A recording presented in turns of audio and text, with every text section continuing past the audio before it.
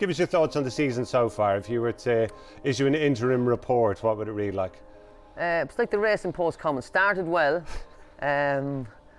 lost position halfway, and I'd like to think stayed on strongly. But no, it's going well, Gary. We started very well. We had a lot of nice horses. We had a lot of winners early.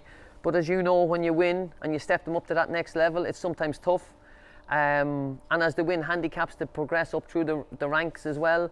But solid year so far. We've got 71 horses here at the moment. Solid year so far. And again, we'd like to... We've got more horses rated over 90. So they are running on the weekends and that, and they're being competitive on the weekends. But to get from 90 up to the 115, 120, it's a big ask.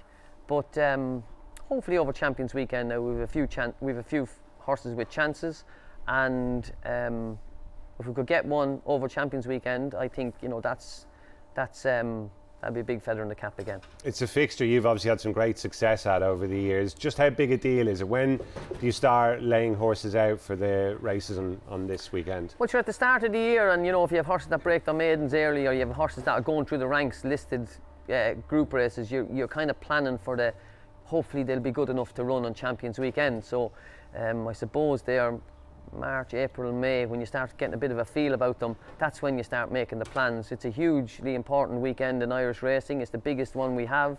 It's 2 days at our best 2 tracks in Ireland with the best competition from all around the world, and we want to be part of it. So it's a brilliant 2 days, and if you look back in the history of it, the brilliant winners that's been there, and thankfully we've had a few winners, and hopefully we can do it again.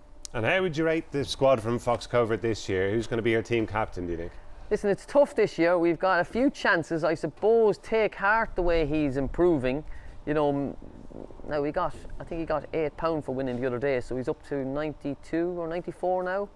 So hopefully he'll sneak in the bottom of the Northfields handicap. But he's a progressive 3-year-old. A mile and a quarter the Curragh should suit him really well, and he's probably our best chance of a winner. Matt Shore has been a cracking horse for you, hasn't he? And I know the connection with Tommy Dowd and the Meath footballers means a lot to you also. Great scenes when he won at the Curragh 2 starts back. Are we going to see him? He's obviously had a disappointing run in the meantime at York. Yeah, he was disappointing, but it was a mile and a quarter. Ben says he didn't get flown well enough in front, and they sprinted by him in the straight. So I think a step up to a mile and a half will suit him really well. He has a penalty for being a Group 3 winner, but a mile and a half around Leopardstown should suit him really well. He's in very good form since York, and we're looking forward to getting him back out. And as I said, he's been very, very consistent all year. Cat O'Bell's another one who wasn't at her best last time we saw her cross channel. Anything come to light that day? Will we see her? Gary, couldn't find anything straight away. But I'm going to put a line through that run because it was her first time travelling, and she travelled okay, but she got a bit upset in the parade ring. Ascot's a big deal, to get up to the pre-parade ring, and she got a bit lit up, and Jamie Spencer said she was quite keen going to the start. She was keen in the race. They went slow, she never really settled, and then she didn't finish. He said he minded her the last bit. So listen, we're throwing her in at the deep end. We're throwing her in the matron. It's a race I've had a bit of luck at in the past, so I'm kind of hoping it can happen again. But I think if we ride her well and she settles early, we'll put a hood on her now, so she seems to be settling a lot better at home. Jamie Powell's riding her out and he's very happy with her. So we're going to let her take her chance in what looks like a very, very strong matron. And Ladies Church, Johnny, we've seen her this morning as well. Doesn't look the most straightforward filly, but could she be a player in the Flying Five potentially? Yeah, she could. Listen, I ran her a couple of times on soft ground there, and it probably wasn't ideal. And the other day when I ran her in York, they went very quick.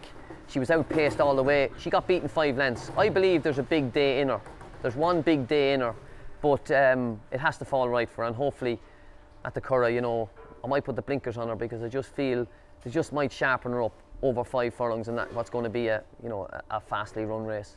And I'm sure many are well aware you've got a terrific record in handicaps at the Curragh in recent years. 1, 2, 3 in that Northfields handicap, the final race of the festival last year. If all else fails, is that your go-to race? Well, it was last year. Yeah. It was a kind of a blowout through the year. But yeah, we've got Angel's Wrath, we've got Saviour Love, and we've got Take Heart. They fit the race well. Angel Rat been running well in group and listed races, but I do think dropping her back to a handicap could give her our best chance of winning. And Saviour Love, disappointing last time on the all-weather at Dundalk, but he goes well on the grass. And as you said, like, Take Heart is probably the most progressive we have, and so history could repeat itself. I don't want to wait till the last race again on the last day, but if it did happen, that's the race it could happen in.